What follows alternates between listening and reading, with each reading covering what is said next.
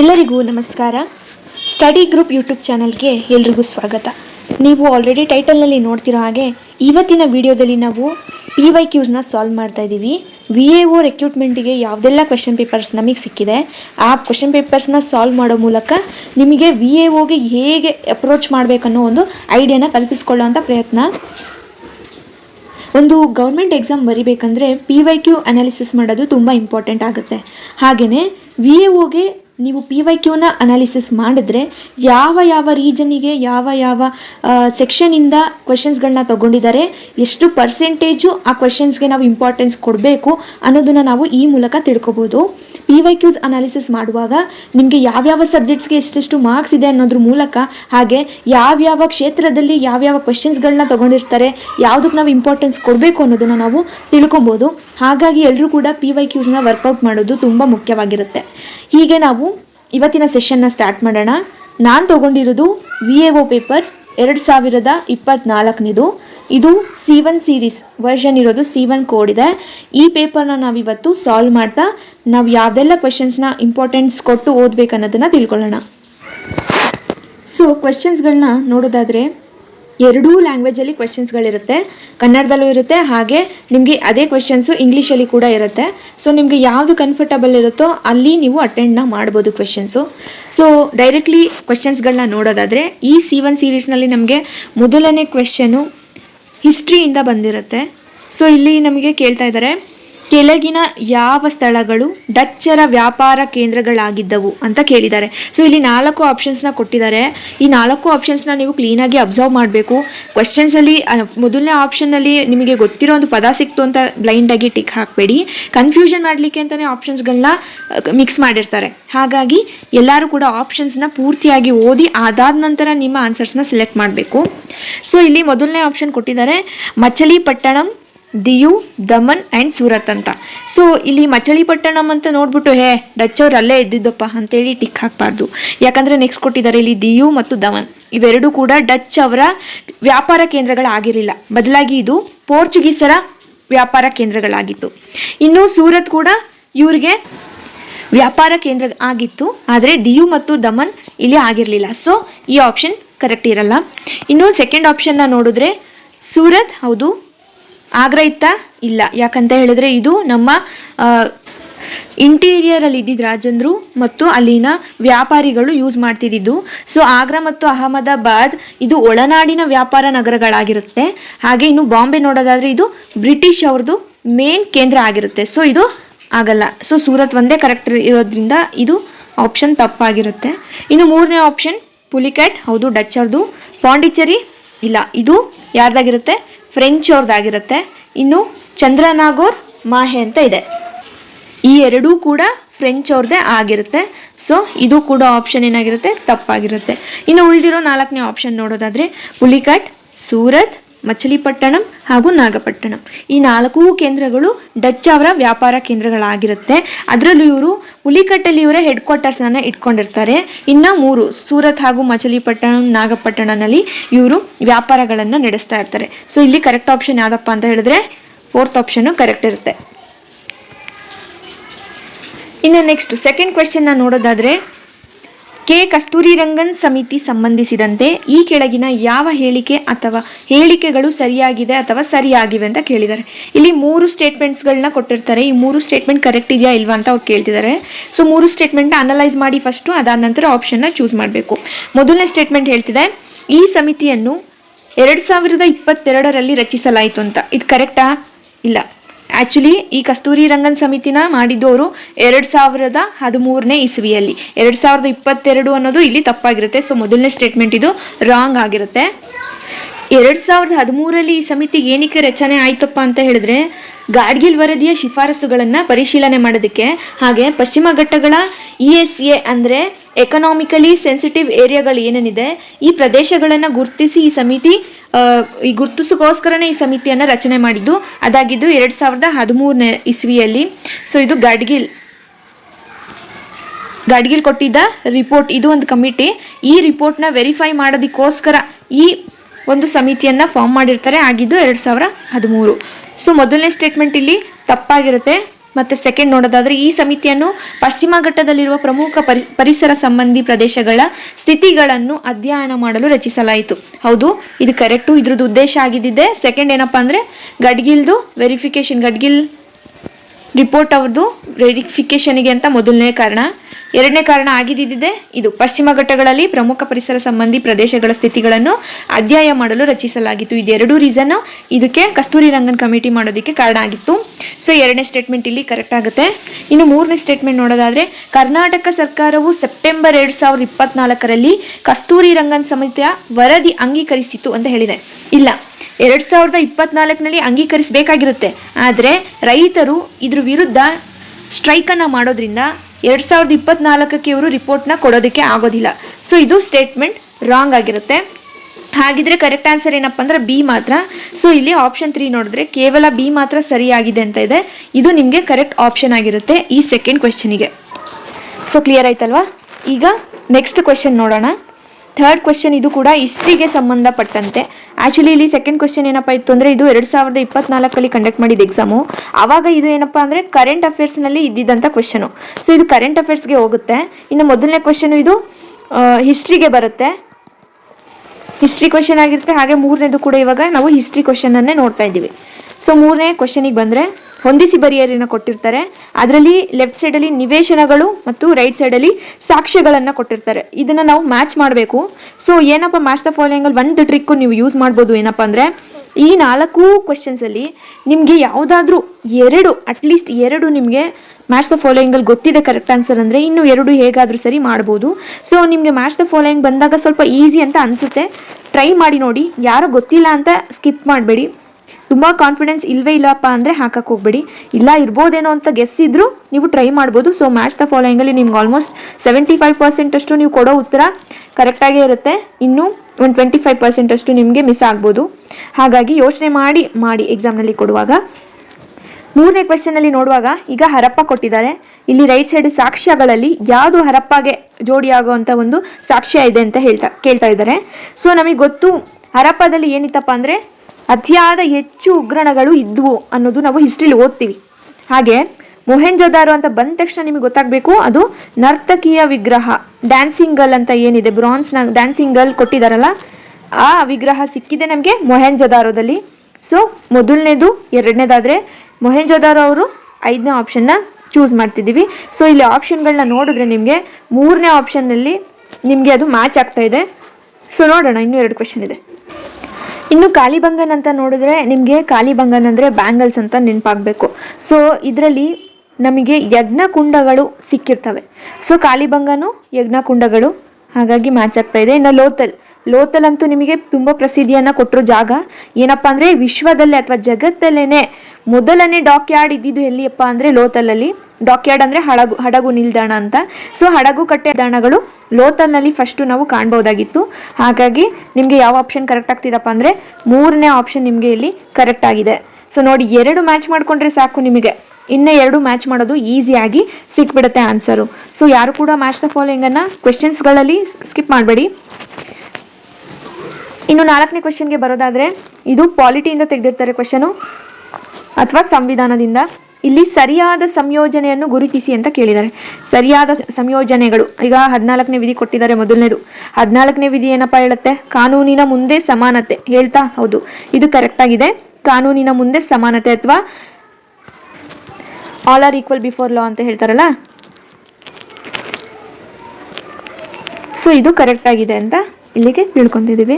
ಇನ್ನು 2ನೇ ಆಪ್ಷನ್ ನೋಡೋದಾದ್ರೆ 21ನೇ ವಿಧಿ ಅಂತ ಕೊಟ್ಟಿದ್ದಾರೆ. 21ನೇ ವಿಧಿ ಬಿರುದುಗಳ ರದ್ದತಿ ಅಂತ ಇದೆ. ಇಲ್ಲ, ಇದು ತಪ್ಪಿದೆ. ಸೊ ಬಿರುದುಗಳ ರದ್ದತಿ ಬರೋದು ನಿಮಗೆ 18ನೇ ವಿಧಿ. ಈ 21ನೇ ವಿಧಿ ಏನಪ್ಪಾ ಅಂದ್ರೆ ಇದು ಜೀವಿಸುವ ಹಕ್ಕನ್ನು ಕೊಡೋ ಅಂತ ಒಂದು ವಿಧಿಯಾಗಿರುತ್ತೆ. ನೆಕ್ಸ್ಟು 24ನೇ ವಿಧಿ ಹೇಳಿದರೆ ಅಸ್ಪೃಶ್ಯತೆಯ ರದ್ದತಿ. ಇಲ್ಲ, 24ನೇ ವಿಧಿಗೆ ಅಸ್ಪೃಶ್ಯತೆಯ ರದ್ದತಿ ಬರೋಲ್ಲ. ಇದು ಬಂದು 17ನೇ ವಿಧಿ ಆಗಿರುತ್ತೆ. 24ನೇ ವಿಧಿ ಪ್ರಕಾರ 14 ವರ್ಷದ ಮಕ್ಕಳು ಅಥವಾ ಅದರೊಳಗಡೆ ಇರೋ ಮಕ್ಕಳಿಗೆ ಕಾರ್ಮಿಕ ಕಾರ್ಖಾನೆಯ ಕೆಲಸಕ್ಕೆ ನಿಷೇಧನ ಹೂಡುತ್ತೆ. ಇನ್ನು 30ನೇ ವಿಧಿ ಧಾರ್ಮಿಕ ಸ್ವಾತಂತ್ರ್ಯದ ಹಕ್ಕು ಅಂತ ಹೇಳ್ತಾ ಇದ್ದಾರೆ. ಇಲ್ಲ, ಇದು ಕೂಡ ಅಲ್ಲ. ಧಾರ್ಮಿಕ ಸ್ವಾತಂತ್ರ್ಯ ಹಕ್ಕನ್ನು ನೀಡೋದು 25ರಿಂದ 28ನೇ ವಿಧಿಯಾಗಿರುತ್ತೆ. ಇನ್ನು 30ನೇ ವಿಧಿ ಏನಪ್ಪ ಹೇಳುತ್ತೆ ಅಂತ ಹೇಳಿದ್ರೆ ಇದು ಅಲ್ಪಸಂಖ್ಯಾತರ ಶೈಕ್ಷಣಿಕ ಸಂಸ್ಥೆ ಸ್ಥಾಪಿಸುವ ಹಕ್ಕುಗಳನ್ನು ಕೊಡುತ್ತೆ. ಸೊ ಇದು ಕೂಡ ಮ್ಯಾಚ್ ಆಗಿಲ್ಲ. ಇಲ್ಲಿ ಮ್ಯಾಚ್ ಆಗಿರೋದು ಒಂದೇ, ಏನಪ್ಪ ಅಂದರೆ ಅದು ಮೊದಲನೇದು. ಸೊ ಕೆಳಗೆ ಕೊಟ್ಟಿರೋ ಸರಿಯಾದ ಉತ್ತರವಿರುವ ಕೋಡನ್ನು ಆರಿಸಿ ಅಂತ ಇದೆ. ಎ ಮಾತ್ರ ಕರೆಕ್ಟ್ ಆಗಿರೋದ್ರಿಂದ ಆಪ್ಷನ್ 1 ಇಲ್ಲಿ ಕರೆಕ್ಟ್ ಆಗಿರುತ್ತೆ. ನೆಕ್ಸ್ಟ್ ಕ್ವೆಶನ್ಗೆ ನೋಡೋಣ. ಇಲ್ಲಿ ಇಂಗ್ಲೀಷ್ನಲ್ಲಿ ಸೇಮ್ ಅದೇ ಕ್ವೆಶನ್ಸ್ನ ಇಂಗ್ಲೀಷಲ್ಲಿ ಕೊಟ್ಟಿರ್ತಾರೆ. ನೆಕ್ಸ್ಟ್ 5ನೇ ಕ್ವೆಶನ್ನು ನಮಗೆ ಇದು ಕರೆಂಟ್ ಅಫೇರ್ಸಿಂದ ಬಂದಿದೆ. ಸೊ ಆ 2024ನ ಕರೆಂಟ್ ಅಫೇರ್ಸ್ಗೆ ರಿಲೇಟೆಡ್ ಆಗಿ ಒಂದು ಕ್ವೆಶನ್ ಕೊಟ್ಟಿದ್ದಾರೆ. ಈ ಬಾರಿ ಬರೀತಿದ್ದೀರಾ ಅಂದರೆ ಕರೆಂಟ್ ಅಫೇರ್ಸ್ನ ನೀವು ಅಟ್ಲೀಸ್ಟ್ 6 ಮಂತ್ಸಿಂದ ನೀವು ಕರೆಂಟ್ ಅಫೇರ್ಸ್ನ ನೋಡ್ಕೊಂಡಿರಬೇಕು. ಅದರೊಳಗಡೆ ಯಾವುದೆಲ್ಲ ಬರುತ್ತೋ ಅದು KE ಅವರು ಕೊಡೋ ಪ್ಯಾಟ್ರನ್ ಮೇಲೆ ಡಿಪೆಂಡ್ ಆಗುತ್ತೆ.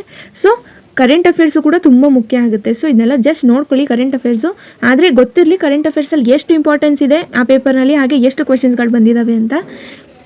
ಕ್ವೆಶನ್ಸ್ನ ನೋಡೋದಾದರೆ ಈ ಕೆಳಕಂಡ ಯೋಜನೆಗಳು ಮತ್ತು ಅವುಗಳ ಉದ್ದೇಶಗಳನ್ನು ಹೊಂದಿಸಿ ಬರೆಯಿರಿ ಅಂತ ಕೊಟ್ಟಿದ್ದಾರೆ. ಇಲ್ಲಿ ಕೊಟ್ಟಿರೋಂಥ ಯೋಜನೆಗಳನ್ನು ಮತ್ತು ಅದರ ಉದ್ದೇಶಗಳ ಜೊತೆ ಜೋಡಣೆ ಮಾಡಬೇಕು, ಹೊಂದಿಸಿ ಬರೆಯಿರಿ ಕೊಟ್ಟಿದ್ದಾರೆ.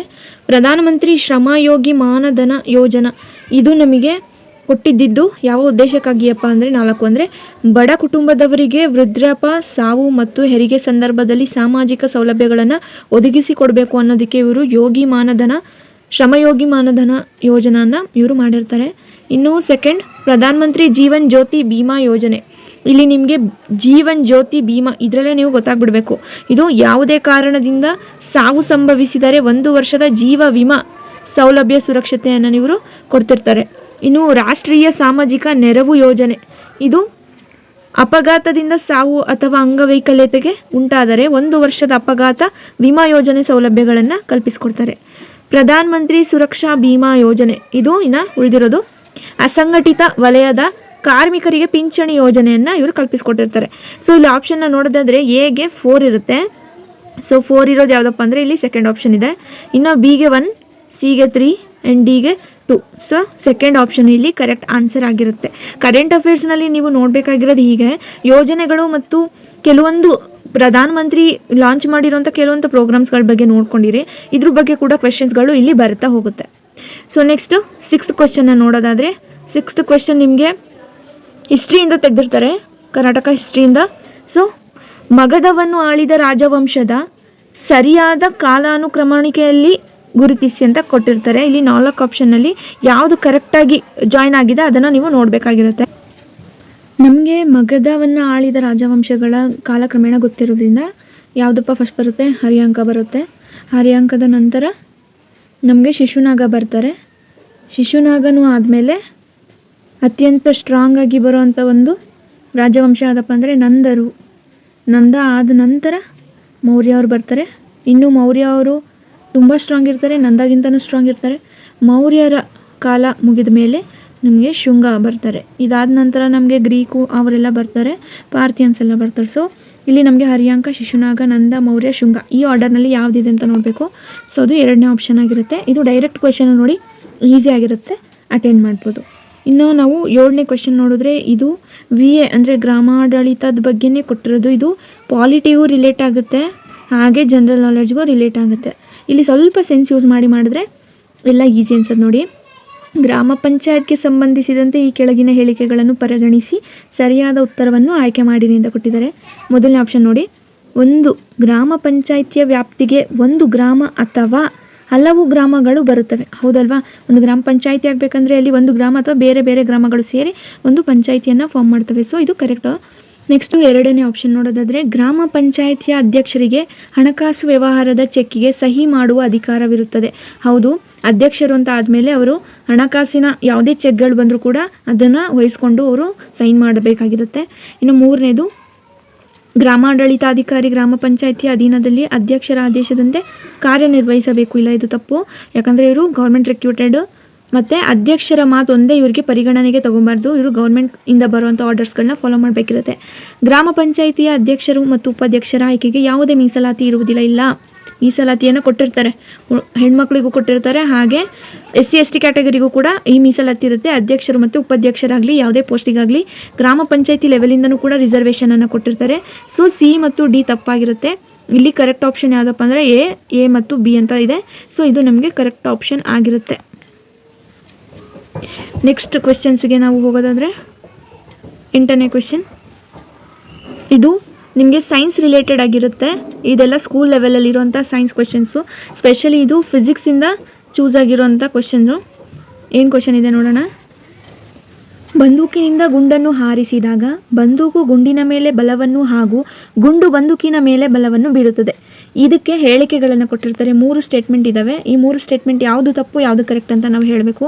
ಹೇಳಿಕೆ 1ರ ಪ್ರಕಾರ ಗುಂಡಿನ ಮೇಲಿನ ಬಲ ಹಾಗೂ ಬಂದೂಕಿನ ಮೇಲಿನ ಬಲ ಸಮ ಮತ್ತು ವಿರುದ್ಧವಾಗಿರುತ್ತದೆ. ಹೌದು, ಇದು ಕರೆಕ್ಟು.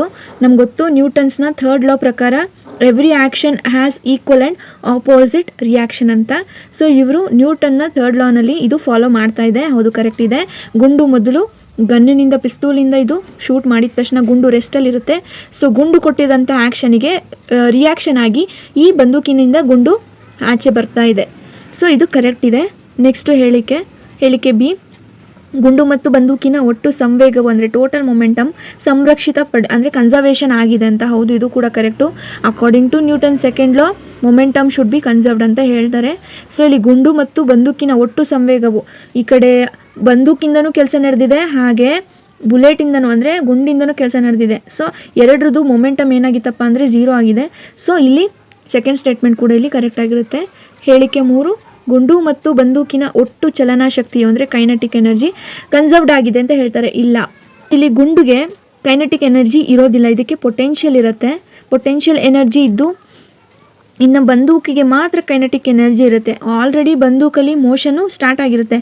ಆದರೆ ಇಲ್ಲಿ ಇದ್ದಿದ್ದಂತಹ ಗುಂಡು ಇನ್ನೂ ಇದು ರೆಸ್ಟಲ್ಲಿತ್ತು. ಸೊ ರೆಸ್ಟಲ್ಲಿದೆ ಅಂದರೆ ಅದಕ್ಕೆ ಪೊಟೆನ್ಷಿಯಲ್ ಎನರ್ಜಿ ಕನ್ಸರ್ವ್ಡ್ ಆಗಿರುತ್ತೆ. ಕೈನೆಟಿಕ್ ಎನರ್ಜಿ ಬರೋದು ಬರೀ ಮೂಮೆಂಟಲ್ಲಿ ಇದ್ದಾಗ ಮಾತ್ರ. ಸೊ ಈ ಸ್ಟೇಟ್ಮೆಂಟು ತಪ್ಪಾಗಿರುತ್ತೆ. ಹಾಗಾಗಿ ಕರೆಕ್ಟ್ ಆನ್ಸರ್ ಏನಪ್ಪ ಅಂತ ಹೇಳಿದ್ರೆ ಹೇಳಿಕೆ ಎ ಮತ್ತು ಹೇಳಿಕೆ ಬಿ ಆಗಿರುತ್ತೆ. ಸೊ ಇಲ್ಲಿ ಕನ್ಫ್ಯೂಷನ್ ಆಗಬೇಡಿ. ನಿಮಗೆ ಗೊತ್ತಿಲ್ಲ ಅಂತ ಹೇಳಿದ್ರೆ 8th ಇಲ್ಲ 9th ಟೆಕ್ಸ್ಟ್ ಬುಕ್ನಲ್ಲಿ ಈ ಪೊಟೆನ್ಷಿಯಲ್ ಎನರ್ಜಿ ಹಾಗೂ ಕೈನೆಟಿಕ್ ಎನರ್ಜಿ ಬಗ್ಗೆ ನೀವು ತಿಳ್ಕೊಳ್ಳಿ. ಇದಕ್ಕೊಂದು ಎಕ್ಸಾಂಪಲ್ ಕೊಡೋದಾದರೆ, ಕೈನೆಟಿಕ್ ಎನರ್ಜಿ ಅಂದರೆ ಮೂಮೆಂಟ್ ಇರಬೇಕು ಅಂತ ಹೇಳಿದ್ದೀವಿ. ಪೊಟೆನ್ಷಿಯಲ್ ಎನರ್ಜಿ ಹೇಗೆ ಕೈನೆಟಿಕ್ ಎನರ್ಜಿ ಆಗುತ್ತೆ ಅಂದರೆ, ಇಮ್ಯಾಜಿನ್ ಒಂದು ವಾಟರ್ ಟ್ಯಾಂಕ್ ಇದೆ ನಿಮ್ಮ ಮನೆಯಲ್ಲಿ ಮೇಲ್ಗಡೆ. ಸೊ ವಾಟರ್ ಟ್ಯಾಂಕ್ ತುಂಬಲೂ ನೀರಿದೆ. ಸೊ ಈ ನೀರಿಗೆ ಪೊಟೆನ್ಷಿಯಲ್ ಎನರ್ಜಿ ಇದೆ, ಹಾಗೆ ಕೈನೆಟಿಕ್ ಎನರ್ಜಿ ಇದೆ. ಆದರೆ ಪೊಟೆನ್ಷಿಯಲ್ ಎನರ್ಜಿ ಕೈನೆಟಿಕ್ ಎನರ್ಜಿಯಾಗಿ ಚೇಂಜ್ ಆಗೋದು ಯಾವಾಗ ಅಂದರೆ, ನೀವು ಇಲ್ಲಿ ಟ್ಯಾಪನ್ನು ಓಪನ್ ಮಾಡಿದ್ರೆ ಇಲ್ಲಿಂದ ಬರೋ ನೀರಿಗೆ ಇದು ಕೈನೆಟಿಕ್ ಎನರ್ಜಿ ಅಂತ ನಾವು ಕನ್ಸಿಡರ್ ಮಾಡ್ತೀವಿ. ಅದು ಒಂದೇ ಸ್ಥಿತಿಯಲ್ಲಿ ಇದ್ದರೆ ಮೂಮೆಂಟ್ ಇಲ್ದೇ ಇದು ಪೊಟೆನ್ಷಿಯಲ್ ಎನರ್ಜಿ ಆಗಿರುತ್ತೆ. ಯಾವಾಗ ಅದು ಮೋಷನಿಗೆ ಬರುತ್ತೆ ಅಂದರೆ ಮೂಮೆಂಟಿಗೆ ಬರುತ್ತೆ, ಆವಾಗ ಅದಕ್ಕೆ ಕೈನೆಟಿಕ್ ಎನರ್ಜಿ ಬರೋದು. ಸೊ ಇಲ್ಲಿ ನಾವು ಆನ್ಸರ್ಸ್ನ ಕರೆಕ್ಟಾಗಿ ಡಿಸ್ಕಸ್ ಮಾಡಿದ್ದೀವಿ. ಸೊ ಇನ್ನು ನೆಕ್ಸ್ಟ್ ಕ್ವಶನು ಕೂಡ ನಿಮಗೆ ಸೈನ್ಸಿಂದ ಇದೆ, ಆದರೆ ಇದು ಕೆಮಿಸ್ಟ್ರಿ, ಸ್ಪೆಸಿಫಿಕಲಿ ಕೆಮಿಸ್ಟ್ರಿಯಿಂದ ಕೇಳಿರ್ತಾರೆ. ಕ್ವೆಶ್ಚನ್ ಏನಪ್ಪ ಹೇಳಿದ್ರೆ, ವಜ್ರಕ್ಕೆ ಸಂಬಂಧಿಸಿದಂತೆ ಈ ಕೆಳಗಿನ ಯಾವ ಹೇಳಿಕೆ ಸರಿಯಾಗಿದೆ. ಇಲ್ಲಿ ವಜ್ರದ ಸ್ಟ್ರಕ್ಚರ್ ಬಗ್ಗೆ ಕೇಳ್ತಾ ಇದ್ದಾರೆ. ಸೊ ವಜ್ರದಲ್ಲಿ ಪ್ರತಿ ಕಾರ್ಬನ್ ಪರಮಾಣು ಇತರೆ 3 ಕಾರ್ಬನ್ಗಳೊಂದಿಗೆ ಬಂಧಗೊಂಡಿದೆ. ಇಲ್ಲ, ವಜ್ರದಲ್ಲಿ ಆ್ಯಕ್ಚುಲಿ 3 ಕಾರ್ಬನ್ಗಳಾಗೋಲ್ಲ, 4 ಕಾರ್ಬನ್ ಜೊತೆ ಇದು ಕಾರ್ಬನ್ ಬಾಂಡನ್ನು ಫಾರ್ಮ್ ಮಾಡಿರುತ್ತೆ. ಇದರಲ್ಲಿ sp2 sp3 ಹೈಬ್ರಿಡೈಸೇಷನ್ ಅಂತೆಲ್ಲ ಬರುತ್ತೆ. ಸೊ ನೀವು ಅದನ್ನೆಲ್ಲ ನೋಡ್ಕೊಳ್ಳಿ. ಇದು ಸ್ಕೂಲ್ ಲೆವೆಲಿಗಾದರೆ ನಿಮಗೆ ಗೊತ್ತಿರಬೇಕು, 1 ಕಾರ್ಬನ್ ಆಟಮು 4 ಕಾರ್ಬನ್ ಆಟಮ್ ಜೊತೆ ಬಾಂಡ್ ಮಾಡಿಕೊಂಡ್ರೆ ಮಾತ್ರ ಆ ವಸ್ತು ಏನಪ್ಪ ಆಗಿರುತ್ತೆ, ತುಂಬ ಹಾರ್ಡ್ ಆಗಿರುತ್ತೆ, ತುಂಬ ಕಷ್ಟಕರವಾಗಿ ಬಿಲ್ಡ್ ಆಗಿರುತ್ತೆ. ಸೊ ಇದು ಹಾರ್ಡೆಸ್ಟ್ ಸಬ್ಸ್ಟೆನ್ಸ್ ಆಗಿರೋದ್ರಿಂದ 4 ಕಡೆ ಇದು ಕಾರ್ಬನ್ ಬಾಂಡೇ ಆಗಿರಬೇಕು. ಕಾರ್ಬನ್ ವೇಲೆನ್ಸಿನೇ 4. ಸೊ 4 ಬಾಂಡ್ ಫಾರ್ಮೇಷನ್ ಮಾಡುವಂಥ ಒಂದು ಇದಿರುತ್ತೆ ಕಾರ್ಬನಿಗೆ. ಸೊ 4 ಬಾಂಡನ್ನು ಇದು ಕಾರ್ಬನ್ ಜೊತೆಗೆ ಮಾಡಿಕೊಂಡ್ರೆ ಇದು ಹಾರ್ಡೆಸ್ಟ್ ಸಬ್ಸ್ಟೆನ್ಸ್ ಆಗುತ್ತೆ. ಇನ್ನು 3 ಕಾರ್ಬನ್ ಅಂತ ಏನು ಹೇಳಿದರೆ ಇದು ಗ್ರಾಫೈಟಿಗೆ ಸರಿ ಹೋಗುತ್ತೆ. ಗ್ರಾಫೈಟ್ ಅಂದರೆ ಪೆನ್ಸಿಲ್ನ ಲೆಡ್. ಇದು 3 ಕಾರ್ಬನ್ಗಳ ಜೊತೆ ಹೊಂದಿರುತ್ತೆ 1 ಕಾರ್ಬನ್ನು. ಸೊ 1 ಕಾರ್ಬನ್ನು 3 ಕಾರ್ಬನ್ ಜೊತೆ ಈ ಥರ ಬಾಂಡ್ ಮಾಡ್ಕೊಂಡಿರುತ್ತೆ, ಇದು ಗ್ರಾಫೈಟ್ ಆದರೆ. ಸೊ ನಮಗೆ ವಜ್ರದಲ್ಲಿ ಪ್ರತಿ ಕಾರ್ಬನ್ ಪರಮಾಣು ಇತರೆ 4 ಕಾರ್ಬನ್ಗಳೊಂದಿಗೆ ಬಂಧಗೊಂಡಿದೆ ಅಂತ ಕೇಳಿದ್ದಾರೆ. ಹೌದು, ಇದು ಆ್ಯಕ್ಚುಲಿ 2nd ಆಪ್ಷನ್ ಕರೆಕ್ಟು. ನಿಮಗೆ ಇದು ರಿಲೇಟ್ ಆಗೋಂಗೆ ಒಂದು ಪಿಕ್ಚರ್ ಕೂಡ ಇಲ್ಲಿ ನಾನು ತೋರಿಸ್ತೀನಿ. ಸೊ ನೋಡಿ, ಇಲ್ಲಿ ಯಾವ ಪಿಕ್ಚರ್ನ ನೋಡ್ತಿದ್ದಾರೆ, ಇದು ಬಂದು ಗ್ರಾಫೈಟ್ದು. ಗ್ರಾಫೈಟ್ನ ಸ್ಟ್ರಕ್ಚರ್ ಹೇಗಿರುತ್ತೆ ಅನ್ನೋದನ್ನು ನೋಡಿ ಇಲ್ಲಿ. ಸೊ 1 ಕಾರ್ಬನ್ ಆಟಮು 3 ಬೇರೆ ಕಾರ್ಬನ್ ಆಟಮಿಗೆ ಇದು ಜಾಯ್ನ್ ಆಗಿರುತ್ತೆ, ಬಾಂಡ್ನ ಫಾರ್ಮ್ ಮಾಡಿರುತ್ತೆ. ಸೊ ಇದು ಗ್ರಾಫೈಟ್ನ ಪಿಕ್ಚರ್ ಆದರೆ, ಇನ್ನು ನೆಕ್ಸ್ಟು ನಾನು ನಿಮಗೆ ಇಲ್ಲಿ ಡೈಮಂಡದನ್ನು ತೋರಿಸ್ತೀನಿ ನೋಡಿ. ಸೊ ಇದು ಆ್ಯಕ್ಚುಲಿ ಡೈಮಂಡ್ದು ಸ್ಟ್ರಕ್ಚರು. ಇಲ್ಲಿ ನೀವು ನೋಡಿದ್ರೆ ಗೊತ್ತಾಗ್ತಿದೆ, ಇಲ್ಲಿ 1 ಕಾರ್ಬನ್ ಆಟಮು 4 ಕಾರ್ಬನ್ ಆಟಮ್ ಜೊತೆಗೆ ಇಲ್ಲಿ ಸ್ಟ್ರಕ್ಚರ್ನ ಫಾರ್ಮ್ ಮಾಡಿದೆ. 4 ಕಾರ್ಬನ್ ಆಟಮ್ ಜೊತೆಗೆ ಇದು ಬಾಂಡ್ ಮಾಡ್ಕೊಂಡಿರೋದ್ರಿಂದ ಇದು ಒಂದು ಸ್ಟ್ರಕ್ಚರ್ನ ಅಂದರೆ ಹಾರ್ಡೆಸ್ಟ್ ಸಬ್ಸ್ಟೆನ್ಸ್ನ ಇದು ಫಾರ್ಮ್ ಮಾಡುತ್ತೆ. ಇಲ್ಲಿ ಜಸ್ಟ್ ಪಾರ್ಟ್ ಆಫ್ ಡೈಮಂಡ್ನ ಮಾತ್ರ ತೋರಿಸಿದ್ದಾರೆ, ಇನ್ನೂ ಜಾಸ್ತಿ ಬಾಂಡ್ಸ್ಗಳು ಇದೇ ರೀತಿಯಲ್ಲಿ ಆಗಿರುತ್ತೆ. ಸೊ ಇದೊಂದು ನಿಮಗೆ ಕ್ಲಾರಿಟಿ ಇರಲಿ ಅಂತ ಇದೊಂದು ಪಿಕ್ಚರ್ನ ನಿಮಗೆ ತೋರಿಸಿದ್ದೀನಿ. ಸೊ ಹಾಗಾಗಿ ಇದು ಸೆಕೆಂಡ್ ಆಪ್ಷನ್ನು ಕರೆಕ್ಟ್ ಆಗಿರುತ್ತೆ. 4 ಕಾರ್ಬನ್ಗಳೊಂದಿಗೆ ಬಂಧಗೊಂಡಿರುತ್ತೆ ಅನ್ನೋದು. 6 ಕಾರ್ಬನ್ಗಳೊಂದಿಗೆ ಬಂಧಗೊಂಡಿರುತ್ತೆ ಮತ್ತು ವಜ್ರದಲ್ಲಿ ಕಾರ್ಬನ್ ಬಂಧವು ಅಸ್ತಿತ್ವದಲ್ಲಿರುವುದಿಲ್ಲ. ಈ 2 ಸ್ಟೇಟ್ಮೆಂಟು ಕೂಡ ರಾಂಗ್ ಆಗಿರುತ್ತೆ. Moving to next question. ಇದು ಕೂಡ ಕರೆಂಟ್ ಅಫೇರ್ಸಿಂದನೇ ಚೂಸ್ ಮಾಡಿರೋಂಥ ಕ್ವೆಶನ್ ಆಗಿರುತ್ತೆ. ಸೊ ಕ್ವೆಶನ್ನ ನೋಡ್ತಾ ಹೋದರೆ, ಕೆಳಕಂಡ ಅಂತಾರಾಷ್ಟ್ರೀಯ ಸಂಸ್ಥೆಗಳು ಹಾಗೂ ಕೇಂದ್ರ ಸ್ಥಳಗಳು ಹೊಂದಿಸಿರಿ ಅಂತ ಕೊಟ್ಟಿದ್ದಾರೆ. ಇದರಲ್ಲಿ ನಿಮ್ಗೆ ಯಾವ್ದಾದ್ರು 2 ಕೊಡ್ತಿದ್ರು ಕೂಡ ನೀವು ಹೊಂದಿಸ್ಬೋದು. ಸೊ ಮೊದಲನೇದಾಗಿ ಅವರು ಆಫ್ರಿಕನ್ ಯೂನಿಯನ್ ಅಂತ ಕೇಳಿದ್ದಾರೆ. ಆಫ್ರಿಕನ್ ಯೂನಿಯನ್ ಅಂತ ಹೆಸರು ಕೇಳಿದ್ಮೇಲೆ ಅನ್ಕೋಬೇಕು ನೀವು ಅದು ಆಫ್ರಿಕಾದಲ್ಲೇ ಇರಬೇಕು, ಯಾಕಂದರೆ ಇದು ಯೂನಿಯನ್ ಫಾರ್ಮ್ ಆಗಿರೋದು. ಸೊ ಆಫ್ರಿಕಾದಲ್ಲಿ ಇರುವಂತಹ ಒಂದು ಪ್ರದೇಶ ಆಗಿರುತ್ತೆ. ಸೊ ಮೊದಲನೇದಕ್ಕೆ ಆಪ್ಷನು. ಎರಡನೇದು ಅಂದರೆ ಅಡಿಸ್ ಅಬಾಬಾ ಅನ್ನೋದು ಇಲ್ಲಿ ಆನ್ಸರ್ ಆಗಿರುತ್ತೆ. ಇನ್ನು ಆಗ್ನೇಯ ಏಷ್ಯಾ ರಾಷ್ಟ್ರಗಳ ಸಂಘಟನೆ ಅಂದರೆ ಆಸಿಯನ್, ಈ ಗ್ರೂಪು ಕೂಡ ನಮಗೆ ಸೌತ್ ಈಸ್ಟ್ ಆಗಿರೋದ್ರಿಂದ ಸೌತ್ ಈಸ್ಟಲ್ಲಿ ಒಂದು ಜಾಗನ ಇವರು ಒಂದು ಕೇಂದ್ರ ಸ್ಥಾನವನ್ನಾಗಿ ಮಾಡ್ಕೊಂಡಿರ್ತಾರೆ. ಸೊ ಆಸಿಯನ್ಗೆ ಕರೆಕ್ಟ್ ಆನ್ಸರ್ ಯಾವುದಪ್ಪ ಅಂದರೆ ಜಕಾರ್ಟಾ. ಸೊ ಜಕಾರ್ಟಾ ಆಗಿರೋದು ಕರೆಕ್ಟ್ ಆಗಿರುತ್ತೆ. ಇನ್ನು ನ್ಯಾಟೋ ಬಗ್ಗೆ ನಿಮಗೆ ಗೊತ್ತೇ ಇದೆ. ಇನ್ನು ನ್ಯಾಟೋದು ಮೇನ್ ಕೇಂದ್ರ ಸ್ಥಾನ ಏನಪ್ಪ ಅಂದರೆ ಬ್ರುಸೆಲ್ಸು. ಸೊ ಬ್ರುಸೆಲ್ಸ್ನಲ್ಲಿ ಇವ್ರದ್ದು ಕೇಂದ್ರ ಸ್ಥಾನ ಇರುತ್ತೆ. ಇನ್ನು WTO ಅಂದರೆ ವಿಶ್ವ ವ್ಯಾಪಾರ ಸಂಘಟನೆ, ಇದು ಜೆನೆವಾದಲ್ಲಿ ಇದರ ಹೆಡ್ ಕ್ವಾರ್ಟರ್ಸನ್ನು ಹೊಂದಿರುತ್ತದೆ. ಸೊ ಈಸಿ ಇದೆ ನೋಡಿ. ಇದ್ರ ಪ್ರಕಾರ ಆಪ್ಷನ್ನ ಚೂಸ್ ಮಾಡೋದಾದರೆ ಇಲ್ಲಿ ಮ್ಯಾಚ್ ಆಗ್ತಿರೋದು ಸೆಕೆಂಡ್ ಆಪ್ಷನಿಗೆ. ಸೊ ಇದು ಕರೆಕ್ಟ್ ಆನ್ಸರ್ ಆಗಿರುತ್ತೆ. ನಾವು ನೆಕ್ಸ್ಟ್ ಕ್ವೆಶನ್ಸಿಗೆ ಹೋಗ್ತಾ ಇದ್ದೀವಿ. 11ನೇ ಕ್ವೆಶನ್. ಇದು ಕೂಡ ಕರೆಂಟ್ ಅಫೇರ್ಸಿಂದಾನೇ ತೆಗೆದಿರ್ತಾರೆ ಹಾಗೂ GK ಅಂತ ತೆಗೆದಿರ್ತಾರೆ. ಇಲ್ಲಿ ಕ್ವಾಡ್ರಿಲ್ಯಾಟರಲ್ ಸೆಕ್ಯೂರಿಟಿ ಡಯಲಾಗ್ ಅಥವಾ ಕ್ವಾಡ್ನ ಸದಸ್ಯ ರಾಷ್ಟ್ರಗಳು ಯಾವುವು ಅಂತ ಕೇಳಿರ್ತಾರೆ. ಸೊ ಭಾರತ, ಜಪಾನ್, USA ಹಾಗೂ ಆಸ್ಟ್ರೇಲಿಯಾ 4 ಆಪ್ಷನ್ ಇದೆ. ಸೊ ನಿಮಗೆ ಗೊತ್ತು ಕ್ವಾಡ್ ಅಂದರೆ ಕ್ವಾಡ್ರಿಲ್ಯಾಟರಲ್ ಅನ್ನೋದನ್ನು ನೀವು ನೆನೆಸ್ಕೊಳ್ಳಿ. ಸೊ ಕ್ವಾಡ್ರಿಲ್ಯಾಟರಲ್ ಆಗಬೇಕಾದ್ರೆ 4 ದೇಶ ಇರಬೇಕು. ಆ 4 ದೇಶ ಏನೇನಾಗಿದೆ, ಇಲ್ಲಿರೋ 4 ಆಪ್ಷನು ಕೂಡ ಕರೆಕ್ಟಾಗಿದೆ. ಸೊ ಇದಕ್ಕೋಸ್ಕರ ಸಪೋರ್ಟಿವ್ ಆಗಿ ನಾನು ಒಂದು ಮ್ಯಾಪ್ ತೋರಿಸ್ತೀನಿ, ನೀವು ನೋಡಿ. ಸೊ ಇಲ್ಲಿ ನೀವು ನೋಡ್ತಾ ಇರ್ಬೋದು ಕ್ವಾಡ್ ಅಂತ ಹೇಳಿದರೆ ಇಲ್ಲಿ ಆಲ್ರೆಡಿ. ಸೊ ಇಲ್ಲಿ ನೋಡಿ, ನೀವು ಪಿಕ್ಚರ್ನಲ್ಲಿ ನೋಡ್ಬೋದು, ಇದು ಒಂದು ಕ್ವಾಡ್ರಿಲ್ಯಾಟರಲ್ ಶೇಪ್ನಲ್ಲಿನೇ ಕಾಣಿಸ್ತಿದೆ. ಸೊ ಇದು ಕ್ವಾಡ್ ದೇಶಗಳು ಅಂತ ಏನು ಕರಿತಿದ್ದಾರೆ. ಸೊ ಮೊದಲನೇದಾಗಿ ಇಂಡಿಯಾ ಇದೆಯಾ? ಹಾಂ ಹೌದು, India is a part of Quad. Next Japan, ಹೌದು. ಇನ್ನು USA ಹಾಗೂ ಆಸ್ಟ್ರೇಲಿಯಾ, ಈ 4 ದೇಶಗಳ ಒಂದು ಸ್ಥಾನಗಳನ್ನು ನೋಡಿ ಈ ಶೇಪ್ನಲ್ಲಿ ಇದು ಕಾಣಿಸುತ್ತೆ. ಇದಕ್ಕೋಸ್ಕರ ಅವರು ಕ್ವಾಡ್ ಅಂತಲೇ ಹೆಸರನ್ನ ಕೊಟ್ಟಿರ್ತಾರೆ. ಸೊ ಹಾಗಾಗಿ ನಾವು ಇಲ್ಲಿ ಆಪ್ಷನ್ಸ್ಗಳನ್ನ ನೋಡೋಕೆ ಹೋದರೆ ನಮಗೆ ಇಲ್ಲಿ ಕಾಣಿಸುತ್ತೆ ಏನಪ್ಪ, ಈ ಎಲ್ಲವೂ ಕೂಡ ಸರಿಯಾಗಿರೋದ್ರಿಂದ 4ನೇ ಆಪ್ಷನ್ ಅಂದರೆ ABCD ಸರಿಯಾದ ಉತ್ತರವಾಗಿರುತ್ತೆ. ಈಸಿ ಕ್ವೆಶನ್ ಇದೆ. ಕರೆಂಟ್ ಅಫೇರ್ಸ್ನ ರಿಲೇಟ್ ಮಾಡ್ಕೊಳ್ಳಿ. ಇದು ಇಂಟರ್ನ್ಯಾಷನಲ್ ರಿಲೇಷನ್ಸ್ ಅನ್ನೋ ಸಬ್ಜೆಕ್ಟಲ್ಲಿ ಈ ಕ್ವೆಶನ್ಸನ್ನು ತೆಗೆದಿರ್ತಾರೆ. ಸೊ ಇನ್ನು 12th ಕ್ವೆಶನ್ಸು, ಇದು ಕೂಡ ನಿಮಗೆ ಕರೆಂಟ್ ಅಫೇರ್ಸಿಂದನೇ ತೆಗೆದಿರುವಂಥದ್ದು. ಸೊ ಇಲ್ಲಿ ಕೇಳಿದ್ದಾರೆ, ಕೆಳಕಂಡ ವಿಶ್ವಸಂಸ್ಥೆಯ ಮಹಾಕಾರ್ಯದರ್ಶಿಗಳು ಮತ್ತು ಅವರ ದೇಶಕ್ಕೆ ಸಂಬಂಧಿಸಿದ ಯಾವ ಜೋಡಿಗಳು ಸರಿಯಾಗಿ ಹೊಂದಾಣಿಕೆ ಆಗಿವೆ ಅಥವಾ ಆಗಿದೆ ಅಂತ ಕೇಳಿದ್ದಾರೆ. ಇಲ್ಲಿ ಮಹಾಕಾರ್ಯದರ್ಶಿಗಳು ಇದ್ದಾರೆ ಹಾಗೂ ಅದರ ದೇಶಗಳು ಇದೆ. ಈ ದೇಶ ಆಗಿದೆಯಾ ಏನು ಅಂತೇಳಿ ನಾವು ನೋಡಬೇಕು. ನಾವು ಈಗ ಆಪ್ಷನ್ನ ನೋಡ್ತಾ ಹೋದರೆ ಇಲ್ಲಿ ಟ್ರಿಗ್ವಿಲಿ ನಾರ್ವೆ ಕರೆಕ್ಟ್ ಆಗಿದೆ. ಯೂತಾಂಟ್ ಮತ್ತು ಮಯನ್ಮಾರಿಂದ ಬಂದಿರೋರು, ಹೌದು ಇದು ಕರೆಕ್ಟ್. ಜೇವಿಯರ್ ಫೆರೇಜ್ ಡಿ ಕ್ಯೂಲರ್, ಇವರು ಪೋರ್ಚುಗಲಿಂದ ಬಂದಿದ್ದಾರೆ, ಹೌದು. ಆಂಟೋನಿಯಾ ಗುಟೆರೆಸ್, ಇವರು ಈಗ ಪ್ರಸ್ತುತ ಇರೋರು ಕೂಡ ಇವರೇ ಆಗಿರ್ತಾರೆ. ಆದರೆ ಇವರ ದೇಶ ಪೆರು ಆಗಿರಲ್ಲ, ಇವ್ರದ್ದು ಕೂಡ ಪೋರ್ಚುಗಲ್ಲೇ ಆಗಿರುತ್ತೆ. ಇಲ್ಲಿ ಆಪ್ಷನ್ಸು ಮ್ಯಾಚ್ ಆಗದೆ ಇರೋ ಕಾರಣ ನಾವು ಇಲ್ಲಿ 4 ಕೂಡ ಸರಿ ಇದೆ ಅಂತಲೇ ಹಾಕಬೇಕಾಗುತ್ತೆ. ಸೊ ಇದು ಗ್ರೇಸ್ ಮಾರ್ಕ್ಸ್ ಆಗಿತ್ತು. ಸೊ ಇದು ನೋಡಿ 4 ಆಪ್ಷನ್ಸು ಕೂಡ ನೋಡಿಕೊಂಡು ಹಾಕಬೇಕು. ಇದು ನೋಡ್ತಾ ಹೋದರೆ ಇವರು ಮೊದಲನೇ ಮಹಾಕಾರ್ಯದರ್ಶಿ ಆಗಿರ್ತಾರೆ. ಹಾಗೆ ಯೂತಾಂಟ್ ಇವರು 3ನೇ ಕಾರ್ಯದರ್ಶಿ ಆಗಿರ್ತಾರೆ. ಇನ್ನು ಜೇವಿಯರ್ ಫೆರೇಜ್ ಇವರು 6ನೇ ಕಾರ್ಯದರ್ಶಿ. ಇವರು ಪ್ರಸ್ತುತವಾಗಿ ಇವರು ಕೂಡ ಈಗ ಕಾರ್ಯದರ್ಶಿ ಆಗಿರ್ತಾರೆ. ಸೊ ಇದನ್ನು ನೋಡಿ ಹಾಕಬೇಕು. ಇದರ ಗ್ರೇಸ್ ಮಾರ್ಕ್ಸ್ ಇದ್ದರೆ ನಿಮಗೆ ಸಿಗುತ್ತೆ, ಇಲ್ಲಂತ ಹೇಳಿದ್ರೆ ನೆಗೆಟಿವ್ನಲ್ಲಿ ತೆಗೆದು ಬಿಡ್ತಾರೆ. ಇನ್ನು ನೆಕ್ಸ್ಟ್ 13ನೇ ಕ್ವೆಶನು, ಈ ಕೆಳಗಿನವರಲ್ಲಿ ವಿಜಯನಗರವನ್ನು ಆಳಿದ ಸಂಗಮ ವಂಶದ ರಾಜರನ್ನು ಗುರುತಿಸಿ. ಇದು ಹಿಸ್ಟ್ರಿ ಕ್ವೆಶನು. ಸೊ 2ನೇ ಬುಕ್ಕ ವೀರ ನರಸಿಂಹ, 1ನೆಯ ದೇವರಾಯ ಮಲ್ಲಿಕಾರ್ಜುನ ಅಂತ ಕೊಟ್ಟಿದ್ದಾರೆ. ಸೊ ನಮಗೆ ಗೊತ್ತು ಇಲ್ಲಿ ಬುಕ್ಕ ಹಾಗೂ ಹರಿಹರ ಅವರು ಈ ಸಾಮ್ರಾಜ್ಯವನ್ನು ಸ್ಥಾಪಿತರು, ಬುಕ್ಕ ಆ್ಯಂಡ್ ಹರಿಹರ. ಇಲ್ಲಿ ಕೊಟ್ಟಿರುವಂತಹ ಆಪ್ಷನ್ನಲ್ಲಿ ನೋಡೋದಾದರೆ 2ನೇ ಬುಕ್ಕ, ಹೌದು ಇವರು ಸಂಗಮದ ವಂಶದವರಾಗಿರ್ತಾರೆ. ಹಾಗೆ 1ನೇ ದೇವರಾಯ ಮಲ್ಲಿಕಾರ್ಜುನ, ಈ 3 ಜನರು ಕೂಡ ಏನಾಗಿರ್ತಾರೆ, ಸಂಗಮ ವಂಶದಾಗಿರ್ತಾರೆ. ಇನ್ನು ವೀರ ನರಸಿಂಹ ಅವರು ಈ ಸಂಗಮ ವಂಶದ ಅರಸನಾಗಿರೋದಿಲ್ಲ, ಬದಲಾಗಿ ಇವರು ನಂತರದಲ್ಲಿ ಬರುವಂತಹ ವಂಶದವರಾಗಿರ್ತಾರೆ. ಸೊ ಹಾಗಾಗಿ ಕರೆಕ್ಟ್ ಆಪ್ಷನ್ನ ಚೂಸ್ ಮಾಡೋದಾದರೆ A, C ಮತ್ತು D ಅಂದರೆ 4ನೇ ಆಪ್ಷನ್ ಇಲ್ಲಿ ಕರೆಕ್ಟಾಗಿರುತ್ತೆ. ನೆಕ್ಸ್ಟ್ ಕ್ವೆಶನ್ಗೆ ಹೋಗೋಣ. 14ನೇ ಕ್ವೆಶನ್, ಇದು ಹಿಸ್ಟ್ರಿಯಿಂದನೇ ಬಂದಿರುತ್ತೆ. ಶ್ರವಣಬೆಳಗೊಳದೊಂದಿಗೆ ಐತಿಹಾಸಿಕ ಸಂಬಂಧ ಹೊಂದಿರುವ ವ್ಯಕ್ತಿಗಳನ್ನು ಗುರುತಿಸಿ ಅಂತ ಇದೆ. ಸೊ ಇಲ್ಲಿ 5 ಆಪ್ಷನ್ನ ಕೊಟ್ಟಿರ್ತಾರೆ. ಚಂದ್ರಗುಪ್ತ ಮೌರ್ಯ, ಚಾಮುಂಡರಾಯ, ರಾಣಿ ಶಾಂತಲ, ಚಿಕ್ಕದೇವರಾಜ ಒಡೆಯರ್, ಮಲಿಕ್ ಕಾಫೂರ್. ಸೊ ಈ 5 ಜನರಲ್ಲಿ ಯಾರು ಶ್ರವಣಬೆಳಗೊಳ ಈ ಪ್ರದೇಶಕ್ಕೆ ಸಂಬಂಧವನ್ನು ಹೊಂದಿದ್ರು ಅನ್ನೋದ್ರ ಬಗ್ಗೆ ನಾವು ಈ ಕ್ವೆಶನ್ನ ಸಾಲ್ವ್ ಮಾಡಬೇಕಾಗಿರುತ್ತೆ. ಮೊದಲನೇ ಆಪ್ಷನ್ ಚಂದ್ರಗುಪ್ತ ಮೌರ್ಯ. ಸೊ ಇವರು ಹೌದು ಶ್ರವಣಬೆಳಗೊಳಕ್ಕೆ ಡೈರೆಕ್ಟಾಗಿ ಲಿಂಕ್ ಆಗ್ತಾರೆ. ಯಾಕಪ್ಪ ಅಂದರೆ ಚಂದ್ರಗುಪ್ತ ಮೌರ್ಯರು ಕ್ರಿಸ್ತಶಕ 3ನೇ ಶತಮಾನದಲ್ಲಿ ಇವರು ಜೈನ ಧರ್ಮವನ್ನು ಸ್ವೀಕಾರ ಮಾಡಿ ಏನು ಮಾಡಿರ್ತಾರೆ, ಇವರು ಭದ್ರಬಾಹು ಎನ್ನೋ ಜೈನ ಸನ್ಯಾಸಿಯೊಂದಿಗೆ ಶ್ರವಣಬೆಳಗೊಳಕ್ಕೆ ಬರ್ತಾರೆ. ಹಾಗೆ ಉಪವಾಸದಿಂದ ದೇಹತ್ಯಾಗವನ್ನು ಮಾಡಿರ್ತಾರೆ. ಸೊ ಇಲ್ಲಿ ನೀವು ಶ್ರವಣಬೆಳಗೊಳದಲ್ಲಿ ಚಂದ್ರಗುಪ್ತ ಮೌರ್ಯನಿಗೆ ಸೀಮಿತವಾಗಿರುವಂಥ ಒಂದು ಪ್ರದೇಶ ಇರುತ್ತೆ.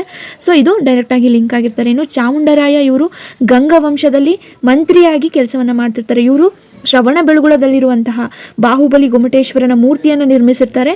ಹಾಗೆ ಚಾಮುಂಡರಾಯರು ಕೂಡ ಇವರು ಡೈರೆಕ್ಟಾಗಿ ಲಿಂಕನ್ನು ಹೊಂದಿರ್ತಾರೆ. ಸೊ ಸಂಬಂಧ ಇದೆ.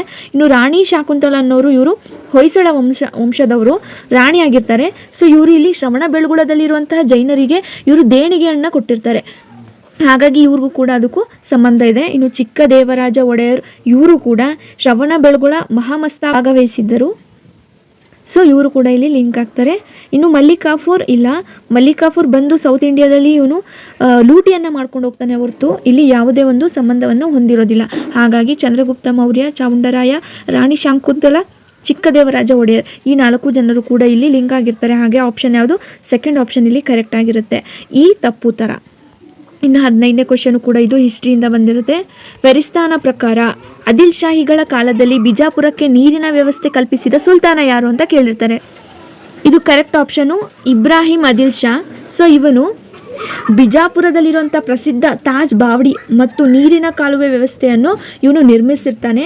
ಮತ್ತು ಇವರನ್ನು ಜಗದ್ಗುರು ಅಂತಲೂ ಕೂಡ ಕರೀತಾರೆ. ಯಾಕಂದರೆ ಬಿಜಾಪುರಕ್ಕೆ ನೀರು ತರಲು ಇವರು 50 ಕಿಲೋಮೀಟರ್ ಉದ್ದದ ಒಂದು ಕಾಲುವೆಯನ್ನು ಕಟ್ಟಿಸಿರ್ತಾರೆ. ಇದು ಫೆರಿಸ್ತಾನ್ ಇತಿಹಾಸದಲ್ಲೂ ಕೂಡ ಇದ್ರ ಬಗ್ಗೆ ಉಲ್ಲೇಖ ಇರೋದ್ರಿಂದ ಇವರು ಕರೆಕ್ಟಾದ ಉತ್ತರ ಆಗಿರುತ್ತೆ.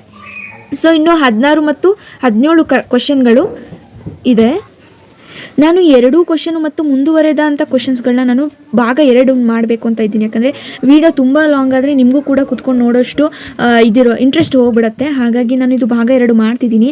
ಸೊ ನೀವು ನನಗೆ ಒಂದು ಫೀಡ್ಬ್ಯಾಕ್ ಕೊಡಬೇಕು. ಏನಪ್ಪ ಹೇಳಿದ್ರೆ ಈ ಒಂದು ಭಾಗ 1 ವಿಡಿಯೋದಲ್ಲಿ ನಾನು ಕೊಟ್ಟಿರೋಂಥ ಎಕ್ಸ್ಪ್ಲನೇಷನ್ಸ್ ಏನಾದರೂ ನಿಮಗೆ ತುಂಬ ಜಾಸ್ತಿ ಆಯಿತು, ಸ್ವಲ್ಪ ಕಡಿಮೆ ಮಾಡಿ ನೆಕ್ಸ್ಟ್ ವೀಡಿಯೋನ ಮಾಡಿ ಅಂತ ಸಜೆಷನ್ಸ್ ಮಾಡೋದಾದರೆ ಕಮೆಂಟ್ ಮೂಲಕ ತಿಳಿಸ್ಕೊಡಿ. ಹಾಗೆ ಇಲ್ಲಪ್ಪ ಇದು ಕರೆಕ್ಟಿಗಿದೆ, ನಮಗೆ ಎಕ್ಸ್ಪ್ಲನೇಷನ್ಸ್ ಜೊತೆಗೆ ಆನ್ಸರ್ಸ್ ಬೇಕು ಅಂದರೆ ನಾನು ಇದನ್ನು ನೆಕ್ಸ್ಟ್ ಭಾಗಕ್ಕೂ ಕೂಡ ಕಂಟಿನ್ಯೂ ಮಾಡ್ತೀನಿ. ಹಾಗಾಗಿ ನೀವು ನಿಮ್ಮ ಒಪಿನಿಯನ್ಸ್ನ ಶೇರ್ ಮಾಡಿ. ಇವತ್ತು ಈ ವಿಡಿಯೋನ ನೋಡಿ ಇನ್ನೊಂದು ಸಜೆಷನ್ಸ್ಗಳನ್ನ ತೊಗೊಂಡು ನಾನು ಭಾಗ 2 ಮೂಲಕ ಬರ್ತೀನಿ. ಮತ್ತು ಈ ವಿಡಿಯೋನ ಮುಂದುವರಿದ ಕ್ವೆಶನ್ಸ್ಗಳನ್ನು ನಾನು ಒಟ್ಟಿಗೆ ಮಾಡಿ ಪೋಸ್ಟ್ ಮಾಡ್ತೀನಿ. ಸೊ ನಿಮ್ಮ ಒಂದು ಸಜೆಷನ್ಸು ಈ ಮೂಲಕ ತಿಳಿಸ್ಕೊಡಿ. ಹಾಗೆ ಮುಂದಿನ ವಿಡಿಯೋ ನೋಡೋಕ್ಕೂ ಮುಂಚೆ ಇಲ್ಲಿ ಕೊಟ್ಟಿರೋಂಥ 16 ಹಾಗೂ 17ನೇ ಕ್ವೆಶನಿಗೆ ನೀವು ಆನ್ಸರ್ ಮಾಡಲಿಕ್ಕೆ ಟ್ರೈ ಮಾಡಿ ನಿಮ್ಮ ಕಮೆಂಟ್ ಮೂಲಕ ತಿಳಿಸ್ಕೊಡಿ ಯಾವುದು ಆನ್ಸರ್ ಕರೆಕ್ಟ್ ಇದೆ ಅಂತ. ಸೊ ಕ್ವೆಶನ್ ನಂಬರ್ನ ಹಾಕಿ ಅದಾದ ನಂತರ ಅದು ಆಪ್ಷನನ್ನು ನೀವು ಬರಿಬೇಕಾಗುತ್ತೆ. ಸೊ ಈ ರೀತಿಯಾಗಿ ಬರೆದು ನೀವು ಕಮೆಂಟ್ ಮೂಲಕ ತಿಳಿಸ್ಕೊಡಿ ಅಂತ ಕೇಳ್ತಾ, thank you for watching this video. ದಯವಿಟ್ಟು ನೀವು ಸಬ್ಸ್ಕ್ರೈಬ್ ಮಾಡಿಲ್ಲ ಅಂದರೆ ಸಬ್ಸ್ಕ್ರೈಬ್ ಮಾಡ್ಕೊಳ್ಳಿ. ಈ ರೀತಿಯಾದ ವೀಡಿಯೋಸ್ಗಳು ಬರ್ತಾ ಹೋಗುತ್ತೆ. ಹಾಗೆ ಲೈಕ್ ಮಾಡಿ ನಿಮ್ಮ ಫ್ರೆಂಡ್ಸ್ಗೆ ಶೇರ್ ಮಾಡೋ ಮೂಲಕ ಅವರು ಕೂಡ ಎಕ್ಸಾಮ್ಸ್ಗೆ ಹೆಲ್ಪ್ ಆಗೋ ರೀತಿ ನೋಡ್ಕೊಳ್ಳಿ. Thank you for watching.